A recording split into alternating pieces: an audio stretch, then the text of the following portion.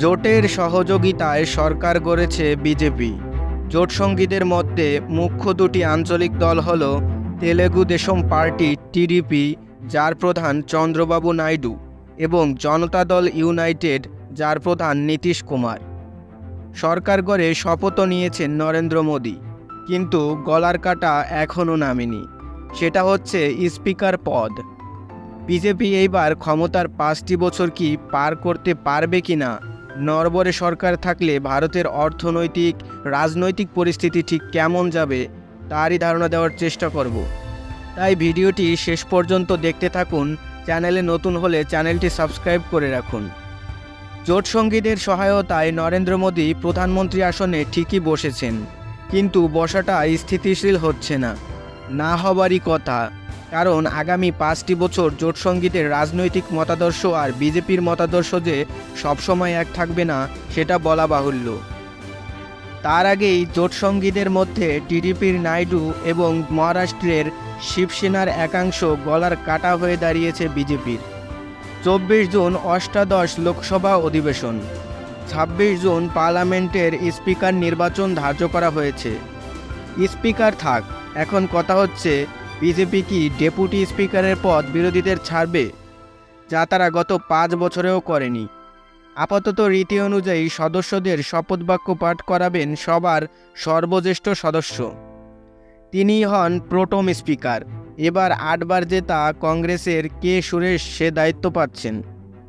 বিজেপির মেনকা গান্ধী উত্তরপ্রদেশের সুলতানপুর থেকে হেরে না গেলে তিনি হতেন 9 বারের এমপি। সর্বজ্যেষ্ঠ হিসেবে প্রোটোম স্পিকার হতেন তিনি। এই আনুষ্ঠানিকতার বাইরে বিজেপি স্পিকার হিসেবে কাকে বাছবে তার উপরেই অনেক কিছু নির্ভর করছে। গত লোকসভায় স্পিকার ছিলেন বিজেপির ওম বিড়লা। তার পাশাপাশি এবার অন্য দুটি নাম ভেসে আসছে, অন্ধ্রপ্রদেশের ডি পুরন্দেশ্বরী ও ওড়িশার মেহতাব।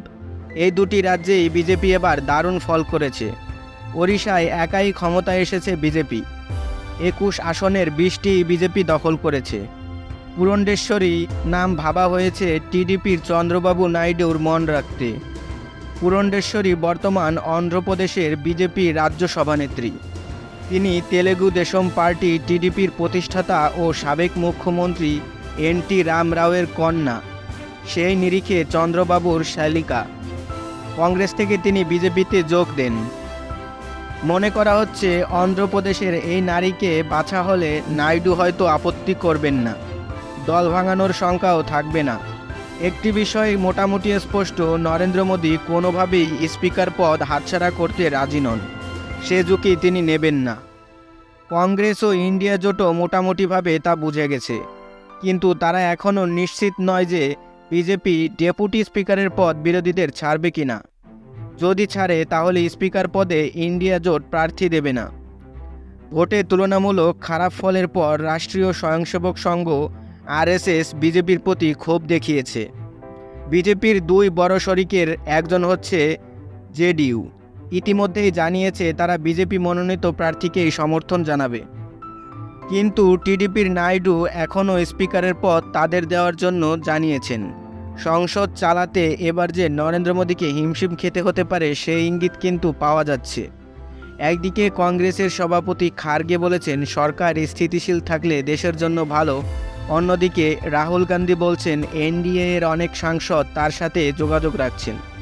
অর্থাৎ আগামী 5টি বছর সরকার যদি নড়বড়ে থাকে তাহলে সেটা ভারতেরই ক্ষতির কারণ হয়ে দাঁড়াবে। কারণ অস্থিতিশীল সরকার কোনো পদক্ষেপ নিতেও 5 বার ভাববে শরিকরা সায় দেবে কিনা। এর ফলে অর্থনৈতিক প্রবৃদ্ধির পতন, বৈশ্বিকভাবে দুর্বল হয়ে পড়া, নানা সমস্যা তৈরি হবে। পাকিস্তানের সহজ উদাহরণ, পাকিস্তানের কোনো প্রধানমন্ত্রী এখনও পূর্ণ মেয়াদে সরকার চালাতে পারেনি সেনাবাহিনীর ছায়া রাজনীতির জন্য, যার ফলস্বরূপ পাকিস্তান আজ সঠিক পরিকল্পনা ও নেতৃত্বের অভাবে পঙ্গু এক দেশে রূপান্তরিত হয়েছে। দ্রুত বিশ্ব রাজনীতি পরিবর্তনের এই সময়ে ভারত তার নিজ দেশের রাজনীতির হালচাল কাটিয়ে উঠে বৈশ্বিক অর্থনীতির সাথে তাল মেলাতে পারবে কিনা তা সময়ই বলে দেবে।